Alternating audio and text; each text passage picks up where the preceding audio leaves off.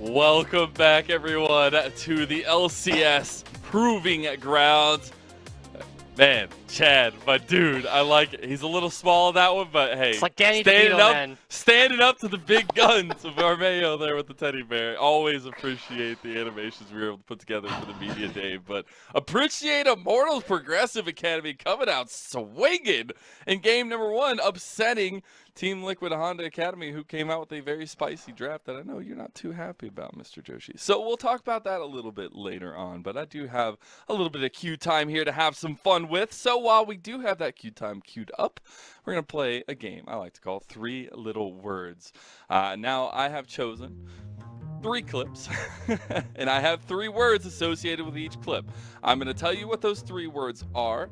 You're going to try to guess what clip it is from the game that we just watched, and then we'll play the clip for you and see if you were correct, all right? So, for the first one I have for you, Burger bites back. What could it possibly be? First of all, what would you do if a burger bit you back? But second of all, how does that pertain to this game that we just watched? Well, I'd probably be a little concerned if a hamburger was biting me, but depends on how tasty it was in the first place. Right? I might just keep eating it. It might be a battle. We'll see. Exactly So what? Now looking at League of Legends, not burgers. What do you think? League of Jello. It has to be one of the times burgers. This has to be one of the times that Chad stole an objective, but there were 2 of them, and so I'm trying to figure out which one. Okay, that's what you think. I got mine, which is a different route. Back. I'm excited to hear it. Desiree, listen. It's not a flipping joke. I want Josh to do his first, so he doesn't copy my homework. Josh is going full negative. I thought it was the the whole burger flipping thing. Okay, all right. That actually makes more sense. That makes more sense, Eric. That you got the burger biting back. Okay, I know what it is. This is when Ayla jumps in and pitches the first kill over Tornado. Let's go ahead and pull up the clip and roll it for him. Burger bites back. Yeah, it's just Ayla setting up the team here. Look, that's how you know I've been super cursed. You got your guess. Why'd you take it away from me, Josh? What? You said you wanted to hear what my guess was so that I couldn't copy your homework. Okay, yeah. Is that what we're coming to the consensus of? This is like the one good thing. Screw you. All right, so maybe the burger didn't bite, but the burger was facilitating the bites of the other teammates. The burger was flipping other people. There you go. We get back to the burger flipping no matter what. Full circle, first circle. All right, we got the second one here. The second 3 little words is general, but regal. What could it possibly be? Regal. The general, but regal. I'm going to say it is Armeo's double kill in the top lane. What makes you say really? that? Why would you put like general in regal? How would you come with that? Well, let's go and roll. I'm curious where the regal comes in. Because he's a king, but aren't all of our players kings? Well, you know what? It is because he's playing none other than the Empress herself, the Empress of the Void, and he is a general. So it's general, but do it regal style. When he just goes ham in this team fight, even though they lost, it was nice to see this little moment from Armeo. Yeah, it's definitely been interesting to watch the way that Armeo has been playing, right? It feels as though, just as we were talking about how like Hoppy would get mad after they lost and how he just like bullied Captain Shrimps immediately after that, Armeo's definitely been one of these players that, despite the fact that Team Liquid have had a lot of frustration so far in this second half of Proving Grounds, Armeo's been consistently playing quite well, and now that he had some time on the Belvet, he did some really cool, very basic things on the champion, and he made all of these outplays look easy. All right, yeah, it was nice to see a little bit. I like to see that change up in him, not only wearing the general outfit, but also wearing the Empress of the Void. Now, the biggest thing is that is the end of our queue time here as we're getting ready for Champ Select. So our 3 little words is over. The last 3 little words I had was Mr. Chad Chatterson. I just want to say a little special shout out to Chad there. I wonder if you could all think what clip that could have possibly been. But in all actuality, we got to hone in. For Team Liquid Honda Academy here, Joshi, who do you need to see step up to the moment, to step up to get them into this series? In this one, it's got to be Jan, right? We saw that he ended up getting caught out so many times, and it put them in really awkward spots. Yeah, I love to hear it. Champ Select is ready to go, though. Let's see if IMTA can go up 2-0 in our best of 5. Desrex, Yoshi, take it away. All right, Bye, thank Lennon. you, Mazel, and yeah.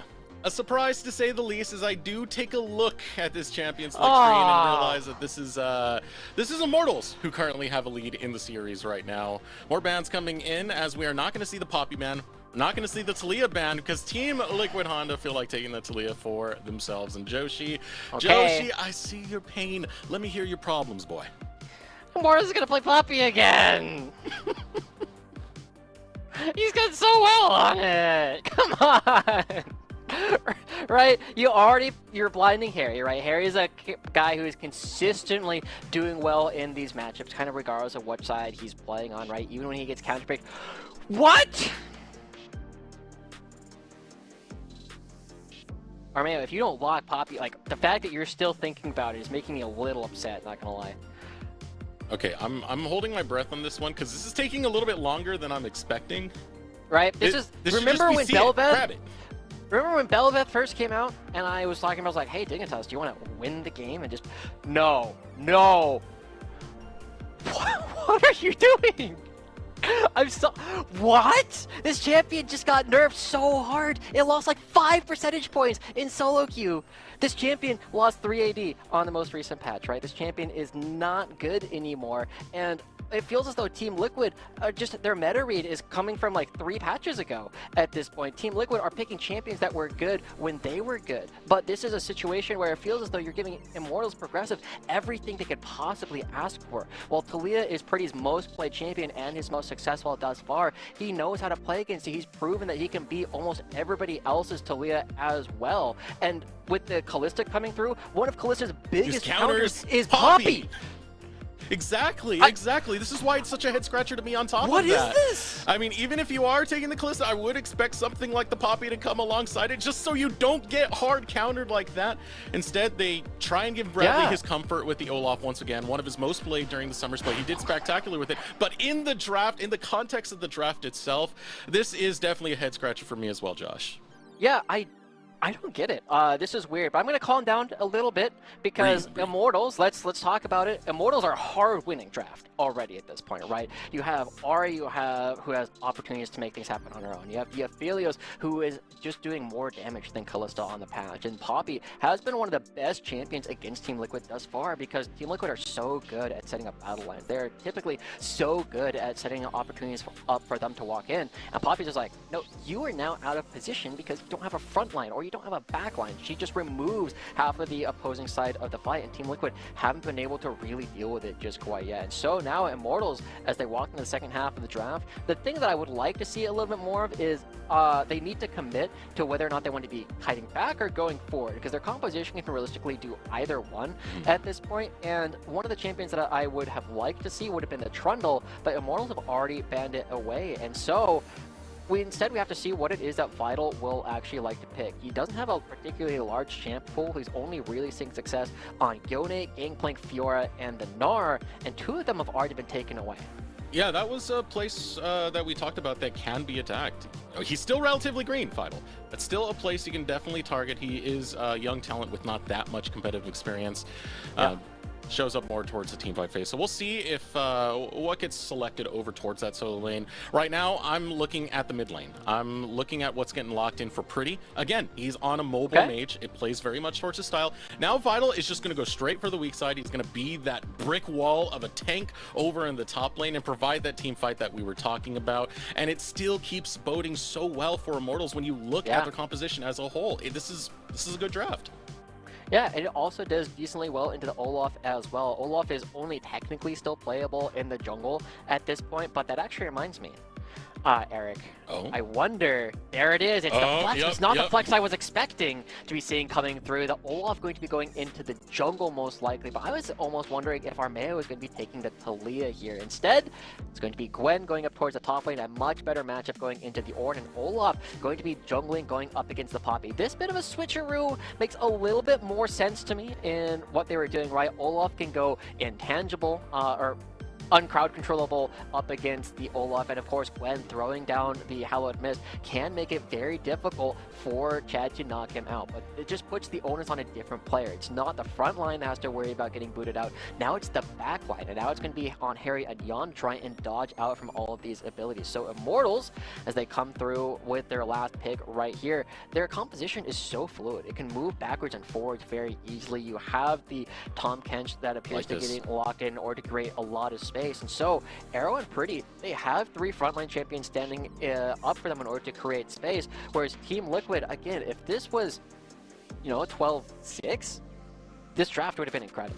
Now here on the 12-15 patch, I'm not convinced at all by what we're currently seeing from Team Liquid. I feel as though Immortals are once again coming out with a draft win, and they should be favored to try and take this to a 2-0.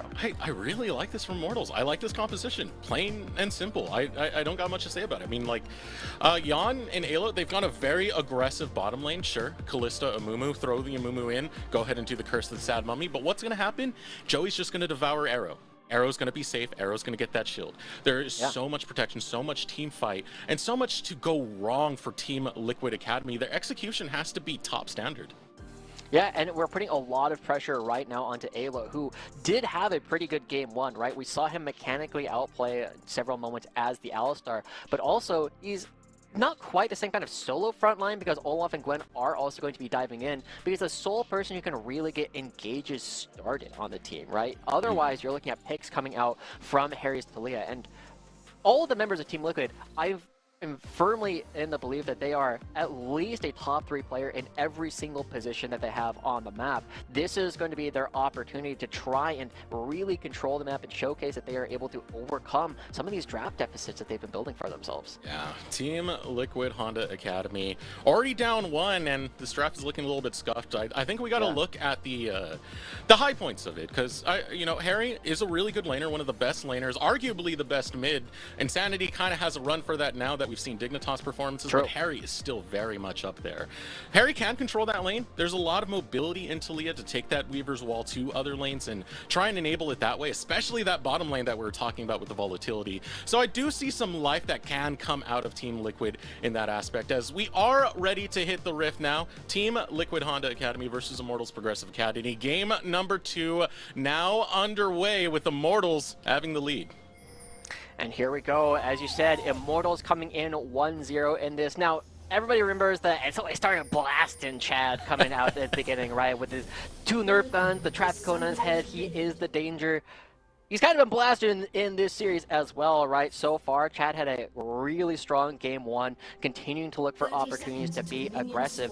But he does have a tougher jungle matchup at this point, right? While Armeo on the Olaf, the clear speed for Olaf has been hit significantly, but he's also able to do it relatively healthy. He's able to go very aggressive, and he can take a lot of trades, because the things that Olaf did in terms of fighting haven't changed a whole lot based on what version of the character we're actually seeing. And so we're going to be looking at Armeo trying to be more proactive on the map rather than just trying to sit back and prevent Chad from going for ganks.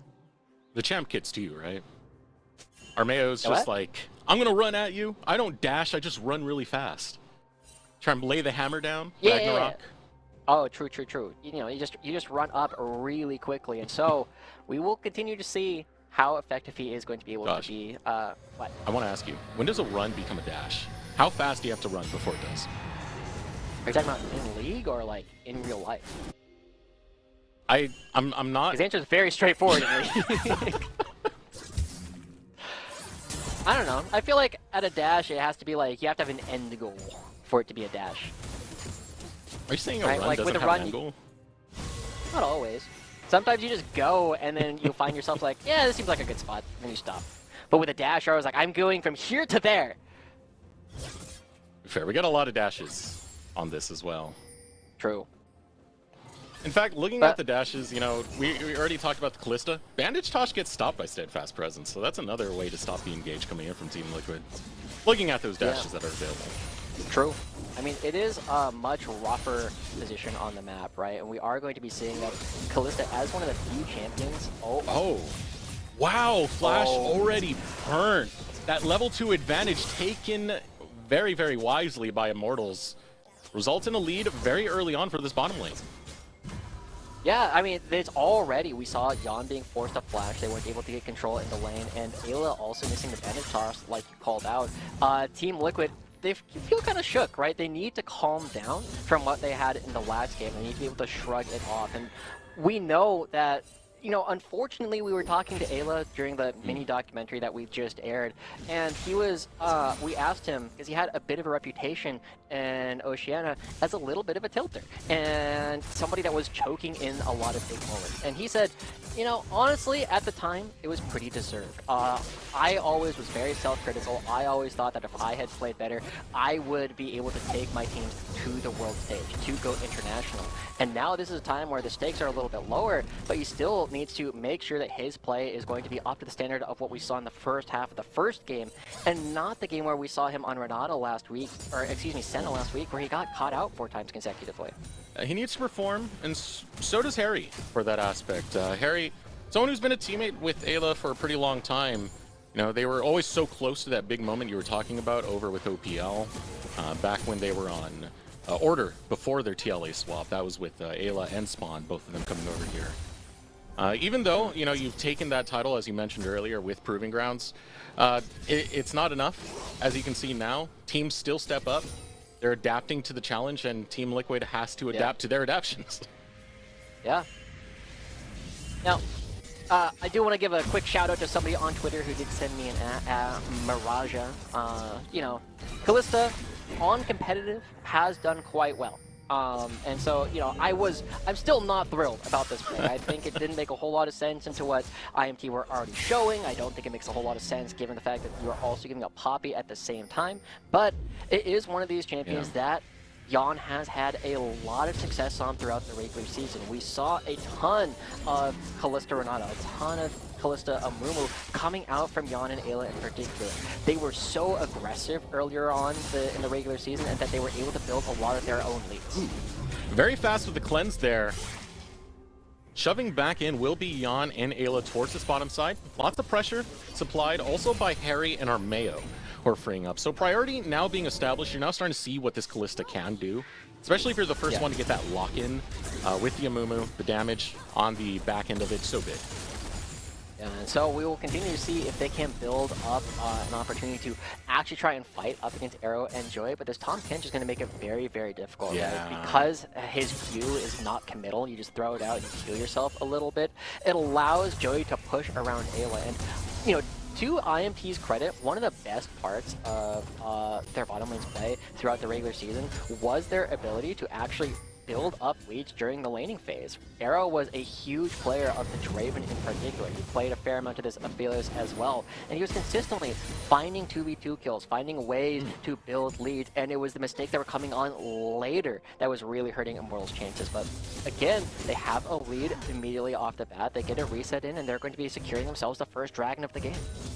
Setting up will be Immortals, utilizing that priority, and the resets coming out from Team Liquid. Harry trying to do something about it, but Purdy says can't do diddly squat. Jan and Ayla both up here, but Dragon secured by Immortals. Still playing this early game quite well. Looking at the opposite side of things, let's take a look at Armeo. So Armeo is pathing over towards that top side, wants a piece of Vital. Yep. Oh. Bradley. The ult yet? Nope. There he goes. Popping it out. Call the Forge God going to be used. No Ragnarok for Armeo. It still gets the flash and ultimate out of Vital. That felt odd, again, coming through from Team Liquid, right? It's definitely a spot where if you're going to commit to the gank, I was surprised that they didn't commit earlier. Bradley was kind of holding it on, and one of the things you oftentimes look at for these coordinated ganks from the top laner is you just start fighting your opponent. You just go for an all-in. You hope that your opponent uses a couple of cooldowns early on so that you aren't able to use them to either escape or try and turn around the gank. But Bradley and Armeo, I don't know if they were communicating the same way that we've seen from them before. It looks to me as though they were like, do we want to go for this? By the time they decided yes, Vital was already far enough back that he was not under risk of actually going down. In the meantime, though, Bradley still has built up a freeze for himself, and so Vital, already down 20 CS, is likely going to see that lead continue to balloon now that Vital has no flash. Oh, he doesn't have a freeze anymore. He turned it around. Alright, well, as long as Vital doesn't freeze this, it will end up being about a 30 CS lead, but Bradley does need to make sure this crashes. He's trying to get it to do just that, as Vital will get a knock up and try and keep this over towards his side of the tower. Bradley still trying to get this push going in. Now, as we do look over here on the top side with Bradley, one of the things about Team Liquid is they were always one of the better teams at adapting. Whenever we'd see them like kind of slip up in the regular season, lose a game 1. Game 2s, most of the time, were hard fought back, had great adaptions. Bradley was one of the better players towards those adaptions, right? He would fumble in game number 1, come back and say, all right, my headspace is better, I've completely reset, and just absolutely stomps in game number 2 for the regular season. Yeah, and Bradley's definitely one of those players that has been interesting to track their growth, because they started off as a mid laner playing for Bethany Lutheran College, where he was known as CP Freeze. He's very adamant he didn't want to change his name for a long time, despite everybody just saying we don't need the first part of the name, we just call you Freeze anyway. But when he came over to Team Liquid, he switched over to the top lane for them, and for a while, he was kind of the one part that didn't feel well oiled. Oh, look at this coming out from Pretty, challenging the roam, coming out from Team Liquid and succeeding alongside Chad, chunking out the health bars of Team Liquid Honda Academy. Gank completely thwarted. All that being said, though, playing with that topside priority will still give Team Liquid a Rift Herald. We're not done just yet. Hung comes out, Abyssal Dive from Joey. Harry? Bumps into Harry, who puts that ward there, does know that his jungle's being invaded on. It's a little bit surprising, right? Yon going to be staying in the mid lane while Harry and Ayla go towards the bottom side of the map. This is an odd rotation coming through from them. Again, I said this during the break, Eric, but I feel as though the people who have been the primary voices, which we generally credit, and it has been publicly stated by the players and their coach Spawn, that it has been mostly Armeo and Ayla who have been the big voices. But it almost makes me wonder, why are they being quieter than they have been historically, right? That was a very odd way to move your pieces around the map, and now Harry is being forced to use his ultimate just to get back in the lane, and while he does get a bonus wave that he picks up on the bottom side of the map, it doesn't necessarily allow Team Liquid to kind of set their own agenda. They're definitely playing to the way that Immortals have kind of been setting up the early game. The only real place where Team Liquid have this big lead is, oh no. I've seen this before. This is such an Arrow and Joey move. They hide out in the bush, make it seem like they recalled, and this. First blood, Immortals. And there you go. I mean, I love the fact that they start that off with Arrow's root so that there's no way that Joey will, can miss the knockup. And there's not a whole lot that Jan could have done there. But that's, again, we've been seeing Jan get caught out quite a bit so far in this series. And it's not something that we were used to seeing. He was one of the best, most aggressive AD carries. We've already looked at how well he played. It was our host Steve Kangas who did a video about him yesterday with the most valuable candidate. He was our number 5 on the list.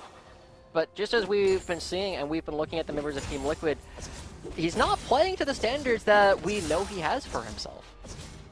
You know who has been? Arrow. Arrow's Arrow been has. performing. Chad has. Yeah, Chad as well. But more specifically onto Arrow, you know, that little play right there, they did that same play in the CLG game. They faked a recall bait and just hid in the bush. This is the type of plays they've been going for. It's pretty creative, to say the least. Now Armeo, realizing that he's kind of getting chased down here, Pretty, waiting in the back lines, does have the backup of his bot lane, Ayla and Nan now walking out. Harry has shown up, and so has Bradley. Teleport available for Vital. Yeah, but it's not the unleashed teleport. You can only teleport to the turrets.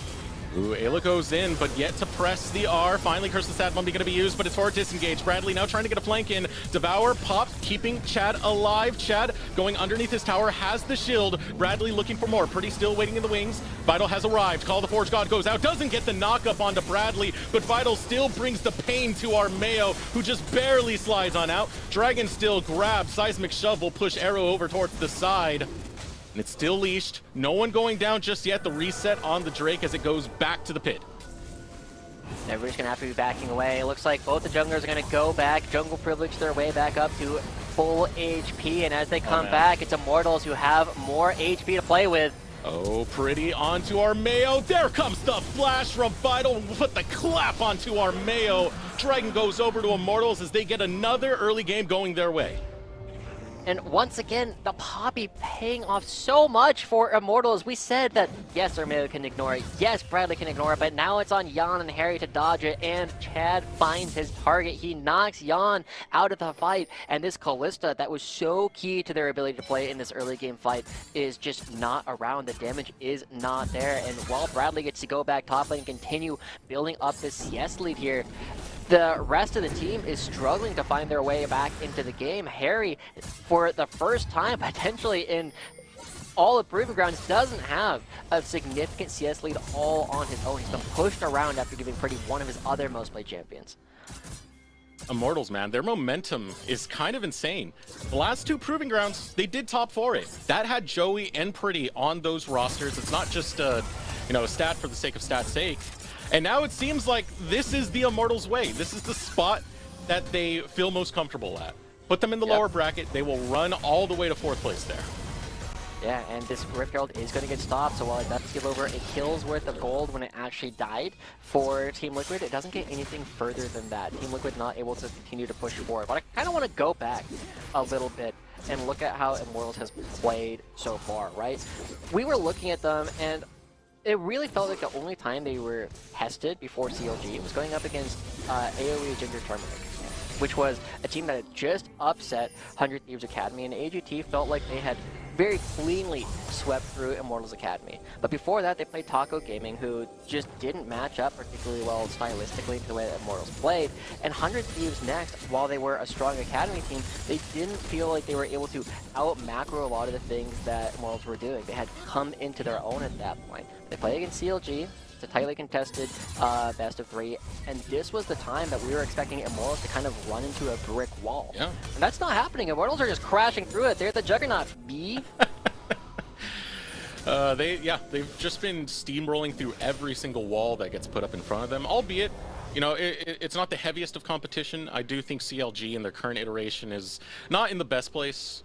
Team Liquid, however, their road, especially when it comes to Academy teams, has been very, very bumpy. Sure, they had that quick 2-0 against Team Pending, Evil Geniuses, a near-perfect game, losing to Dignitas.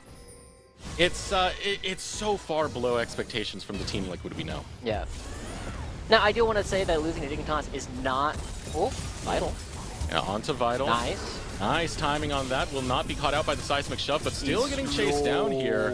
They are chasing him. They are putting axes. A response is coming out from Immortals as Chad. Goodbye. No. Slammed into the wall and fed right over to Pretty. Now continuing the charm. Oh, so flush from Pretty. Ayla locked down as he'll put the curse of the sad mummy, and now returning fire is going to be Team Liquid Honda Academy, but they lose Ayla. Still going to return one. Bradley gets a kill back on the back end of it. Joey still continuing, and so is Arrow, as he will go forward onto Yon, but get dismantled. Yon survives with the double kill. Pretty still able to return one, but he has to get far away from Bradley. Just a little bit off the dump, he says to Pretty, but Pretty has the flash to get out.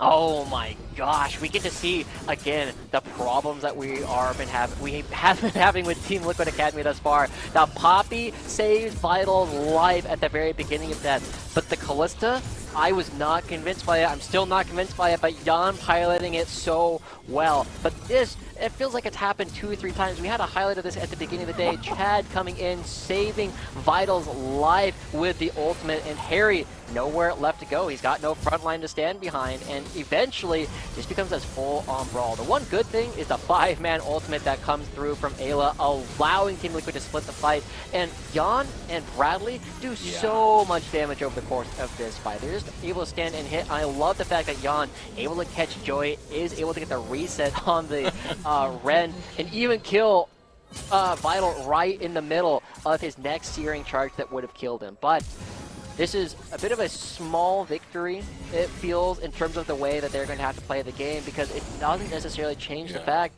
that Immortals have a scaling team. They have the Orm. He's going to be giving free gold out to the rest of his team. The Aphelios does a ton of damage later on. The Ahri will continue to present threat to Harry and Jan. And the champion we started talking the day off about, the Poppy, is still on the other team. How do you set up your battle lines if half of your team is going to be missing? Going to be a challenge. Be a tough one. Team Liquid will have to face it. And I mean, for the most part, Bradley is stepping up to this challenge quite well. He was a big highlight in that last fight, even with Jan getting in the position that he did and getting that double kill. It was off the back of Bradley. Bradley, phenomenal so far, as now Team Liquid are going to look to get some pressure to try and contest this Dragon with the Rift Herald being placed in the mid lane. Yeah, Dragons, again, very, very strong. Mountain Dragons on Ornn worth ever so much more. Team Liquid, the one thing that is very good about this composition, if it gets there first, it is able to hit relatively freely, right? Callista will do a lot of damage to both of those Ren stacks. Here we go. Ayla goes in with the bandage toss. Keeper's verdict. Only gets one away. That's Bradley. So now looking for the engage. Call the Forge God goes out, gets a double knockup, looking onto Jan, looking onto the back line. If you blunk, you miss it. They are dead. Here comes Pretty, following through onto Bradley, and just like that, 4 fall to the ground. Immortals Progressive take an instant snap team fight win. And there you go, Chad once again doing what he needs to on this Poppy. And Chad's a trash talker too. You know he's just talking about like, what the hell are you guys doing? You just walk up to me? You think I'm not going to boot you out of the fight? I don't care about your hallowed miss. Bradley's gone, and with no front line left, you see Team Liquid, their battle lines crumble as Vital comes in from the backside. Another Dragon and Immortals poised to take another win off of Team Liquid. They're one Dragon away with a better scaling composition from this position. Chad, Vital stepping up when they really need to in order to disrupt Team Liquid. Man, and Bradley is such a target because he's the one who did really well in lane over against Vital. So it is a priority that Chad gets this Keeper's verdict. Exactly. And so as they end up going through, right, the amount of damage that goes down onto Jan, he doesn't have a whole lot of places to go, but he also just gets annihilated by the damage that comes through from Arrow. And the big thing, again, as we start looking at this, is it doesn't feel as though Team Liquid are thinking about everything. They're not necessarily taking that extra moment to ask themselves, are we making the right play? They're just going for it. Keeper's verdict, followed by the Devourer. Weaver's wall goes off. Team Liquid, they look for a play, but that is the power of Joey on this Tahm Kench. And also the power of Poppy, right? You see the bandage toss landing, and Ayla can't even get on top of Chad in that whole play. Chad is able to walk right on out. Team Liquid, they are still reeling from that last Dragon fight. Another turret's going to go down, and Immortals are going to continue building up this lead. And look, I gotta say, Eric, for the history that we've had so far with Chad, it's kind of wild to think back to how you and I actually first met him, along with Caster Yates. Yeah. Shout out to that guy. Esports Arena. Esports Arena. He was just some random Kha'Zix and Lee Sin player. He was playing Masters with a bunch of, you know, largely golden plants, and we first came across him and was like, yo, this guy's name is Chad Jungle. That's pretty awesome. And then he was a total Chad the entire season. Now he's starting to live up to that reputation yet again. Yeah, through all those years of casting, we've been blessed to see his journey. You know, all the way to 100 Thieves Next, that class of 21 alongside Busio. Out to 100 Thieves Academy during the Proving Grounds of last year. Now with Immortals, and you know, after a shaky summer, he is looking so good. And getting all these picks, of course, the Poppy being left open so many times. He adapted to it quite quickly. He didn't look that comfortable on the Poppy when he first started on it, but now stepping up at one of the most crucial times for Immortals Academy during this lower bracket run. Armeo looking for a little of a pick here as Team Liquid try and get some forward vision to contest against Immortals. Yeah, and I also think it's worth noting, right? I feel as though Chad has grown quite a bit over just this past summer. We initially saw him come in as a substitute for 100 Thieves Academy, but he's been playing for Immortals for a while at this point. And when Chad first came in, we had a lot of questions like, can this guy win if he doesn't get a strong invade, if he doesn't build a lead in the first couple of minutes based on his jungle pathing?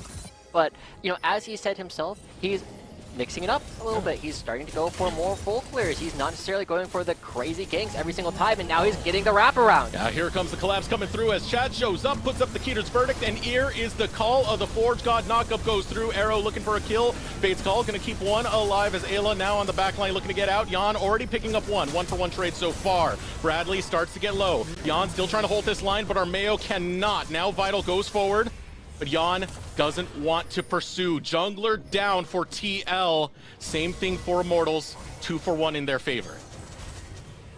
And it gives them a perfect window, right? Even though the Chad is still down, they have control around this Baron buff, but they are going to be choosing to back away. Immortals, they are setting up plays so well. You saw Pretty coming around the back for that fight. They're looking for the flanks that I would normally credit to a lot of other teams. This is something that Dignitas has done so well, something we've been praising Insanity for, is his ability to find off angles and go for a lot of these plays. Pretty is stepping up. The patience that we saw in his LeBlanc is starting to come through, and the confidence that has to be coming out from Prodromos Kavizikidis. Pretty, the one Greek player that is coming in, he's looking so strong as well now that he's having an opportunity to continue to play. He's looking at these blind picks that Team Liquid are going for, and he's very calmly navigating around all of the matchups that he's been given. For his first Greek player within our system as well. So always nice to have those highlights like that, as Pretty has been popping off since coming to NA, since joining Immortals. And this is going to continue now, as we have 35 seconds left on the clock before the Dragon does spawn. Dragon Soul point for Immortals. They secure this, they get the Dragon Soul. So Team Liquid are already on the inside track very, very early, but they're going to need a lot of vision. They're going to need a lot of control of this river to set up the team fight in the way they want it to run. I remember last time Immortals were not there first. They didn't even go for the fight. They were just able to go up the mid lane, take a lot of damage on the structures, and now they're just going to start fighting. Call the Forge God, they're going after Harry. They're right onto Harry, and he is gone. Chad holding down that backline alongside Vital and Team Liquid. They're going into retreat. Armeo, he's just going down with the ship, man. He has no choice but to try and hold the line for the rest of his team to maybe make a defense early, but Bradley is caught out, and he is going to fall. Immortals grab 3, losing absolutely nothing, and here is their reward, Joshi. Dragon Soul.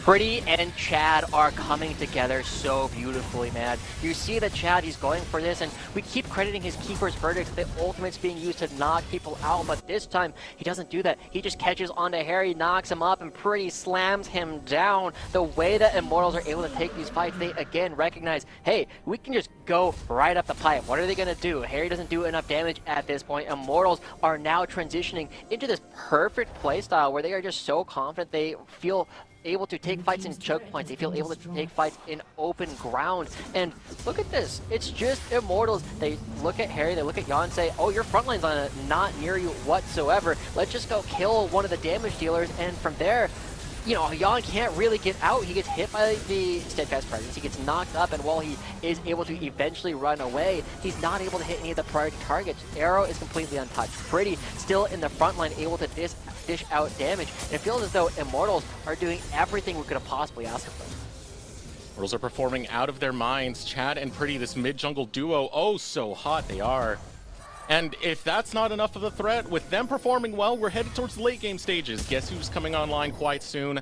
That is going to be Arrow. So all avenues feel completely covered for Immortals. So they're going to continue with the engage right now. The route onto Ayla. Abyssal dive, finds the knock-up onto Harry. Now Armeo looking to defend with the rest of his team, but Jan can't close out onto Pretty. Pretty still looking to get away from this one, but Ayla goes down. 2 have fallen for Team Liquid Academy. Honda, Bradley over the wall, getting gunned down by Arrow. A couple more shots go through. A double kill for Arrow as he'll take down his old teammate and transfer it straight onto Jan. 4 falling for Team Liquid. So close to match point is Immortals Progressive. And they're again playing around Team Liquid so well. Team Liquid funneling into a choke point. Vital taking full control, getting 4 brittle stacks across the team. And because Team Liquid split up, watch Joey. He just goes directly in. He picks one side of the fight, and he eliminates Harry from this fight basically by himself. And Pretty is able to navigate his way outside of the fight, and he stays alive. With the fact that Ayla goes in, ends up giving the extra reset over, and from there, there's just not enough damage left on the Team Liquid squad. Jan on this Calista not able to take down any of these big tanks, and Immortals, again, showing they can fight in choke points, showing that they can retake the dragons, showing that they can be aggressive regardless of where they are on the map, is allowing them to just ask questions from Team Liquid that they don't have answers to. Dragon Soul, everything's sitting pretty for them alongside Baron. So it's just going to be pretty formal at this point to close out the game. Need to get those side lanes pushed in, and not much Team Liquid can really do about it here. You know, as I said, Bradley is scaling for those late stages. The Defalios is coming online. Not Bradley, excuse me, Arrow. And the reason I actually said Bradley there is because I wanted to bring up a point that, you know, last year, 1 year to the point, both of these players were on Wildcard Red. Now, both of these players made it to the top 6. Unfortunately, someone has to fall off right here. and end on that top 6 once again. And right now, Arrow looks to be the one in the lead, looks to be the one in control. It's also a narrative point here for Chad, right? He saw the other substitute for 100 Thieves in Gamsu knock Team Liquid down to the lower bracket. It's also, that's the same team that Chad was substituting in on. It feels as though Team Liquid's chances are getting dashed against the rocks by the same players that beat them in a previous Proving Ground. And so now in Team Liquid, it's tough for them to do anything, and Vital just goes. Desperation from Bradley over on the top side. Chad coming out from the flank, slams Harry right in. Pretty jumping forward, goes on to Ayla. Curse of the Sad Mummy is going to be used, but the tower has gone down. Bradley still trying to get the back door here, realizing this might be Team Liquid's only chance of coming back into this game. And while Immortals, they can't close out, they can't get those final kills, it will result in Team Liquid getting an inhibitor over on the top side. Couple of objective founders getting picked up for Team Liquids. Dodging the bleeding ever so slightly, but the inhibitor going down on the bottom side is definitely a big reward here for Immortals. They still have the Baron for about another wave and a half, and as they start pushing in the mid lane, Bradley doesn't have another wave to try and recreate the success he just had. In fact, that is the only lane that Team Liquid could have done that in. It's the only lane that they've taken any structures in at all. And it's one of the worst lanes to take an inhibitor, albeit, having an inhibitor down is fine, but this is over towards the side of the map that Baron is on. That will be there anyway. That will be spawning in 3 minutes 30 seconds as it is, but yeah, they are going to be there anyway. I do want to bite my tongue on that a little bit because Outer Dragon is spawning in 1:30. So this does work out for Team Liquid a little bit more. Vital would have to shove in this wave big time to make sure he can still contest over there. But there's lots of time, right? I mean, the big thing that you just need to do against these super minions, you need to make sure that it is pushed as far as you can. And when you're behind, that's a big problem. You can't push it very far. But when you're this far ahead, you can just send Ornn right on over here, give him the extra experience that you're getting with this solo lane. And from that, you continue to build more items. He's already got the Mikhail's Crucible coming through. Now, I know Wolverine's a big fan of that. Just build support items because you're already unkillable anyway. Make everybody else in your team that little bit tankier. But Immortals, as they set up, they deny a ton of vision in this top side of the map, and that makes it so difficult for them to walk in, for Team Liquid to walk into Immortals, because you can't face check a Charm, you can't face check the Abyssal Voyage. And now Bradley to be a little bit worried because while the top inhibitor is down for Immortals, they can come down towards the bottom side because they want to be near the Elder Dragon. Team Liquid are kind of anticipating this though, setting up a trap using Bradley. Ayla gets caught out, a chunk of damage onto him. Oh, having to use the ultimate. Pretty sidesteps. Now looking for Bradley, but will stay perfectly fine with that Hollowed Mist. And this is the type of baits that Team Liquid have kind of fallen into. They're forced into this position where they need to set up these cheesy plays that are going to get them picks, that are going to alleviate the situation. But Immortals with this deep of control is so hard to get those plays going. And the ultimate's coming through, right? That's a lot committed by Immortals. There is a window here where Team Liquid might be able to fight, but already we're seeing Immortals. They're doing what Team Liquid tried to do earlier on. That's just hit the dragon, create the screen. Can Armeo even get in? He has no ghost. Armeo can't even get close right now, but there might be a collapse coming out from Team Liquid onto Vital. 5 onto Vital, but Vital, he is so tanky, man. And there's that Keeper's Verdict once again. Yeet coming out from Chad as it will lock down that Elder Drake for Immortals.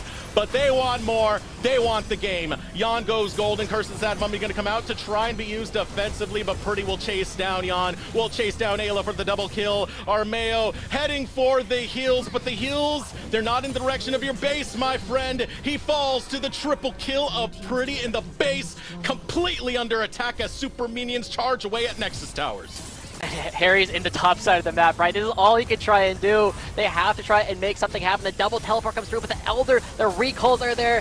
They're just going to keep them here. Arrow's going to be ending the game on the other side of the map. I appreciate the attempt from Team Liquid, but there's nothing that they can do. This is another situation where Chad coming up big on the Poppy, keeping the backline of Team Liquid out and leaving only the front lane. They don't have enough damage left at all. Immortals find themselves a 2-0 lead already coming out over Team Liquid. And from this position, Team Liquid backs up against the wall. This is the team that they went 4-0 against the regular season, and the team that's on the verge of 3-0ing you back. 3-0. Wow.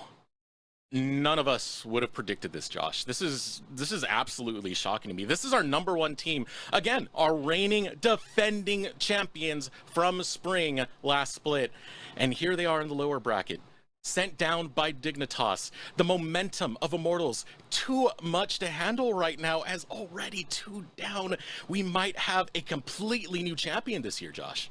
Yeah, and I said earlier on, Team Liquid, I won't deny it, they were my favorite team, but Chad might be my favorite player in the entire Academy system. He's just such a great guy, and now I'm ready to drop that. I'm ready to get on the Chad train, Eric. You're ready to get on the chat train? No worries, I'm Josh. ready to get on No the chat worries. train. I Choo, got you choo. covered right there. We're going to throw it over a short break, but while we are on the break, that chat train is going to be beeping on by beeping, honking. What do they do? Chat, Chugga, chat. chugga, chua, chua. Anyway, we're going over to break. Say hi to Chad. Yeah, I worked in the kitchen for 4 years, and something about working in the kitchen, everyone's yelling at each other. There's like 30 orders in the window, and you're just something about that kind of stress, I guess. Kind of, when you have to cook 10 steaks perfectly, you just have to cook 10 steaks perfectly. So I don't know. I kind of always had before I did esports, I had like a pressure against my occupation. If I didn't go into esports, I would go into cooking. So the occupation is also really stressful and has a lot of pressure to it. So that's kind of, I feel like, why I have a little bit of experience in high pressure situations, but it's kind of hard to compare. I don't know. Usually I always get mind control to kill Jan, because we go back, like, we're really good friends, Akino Key, like, I've known him for a really long time, and he kind of, like, came into the scene back again. Like, when he started playing pro, I got back into playing pro, and we were on the same Scanning Grounds team, so we've always had, like, a little bit of a rivalry. And for the most part, this guy always beats me, but, like, this time, it doesn't matter as long as you beat him the, like, most recent time. So I just hope I can beat Jan this time so I can, shit talk him back.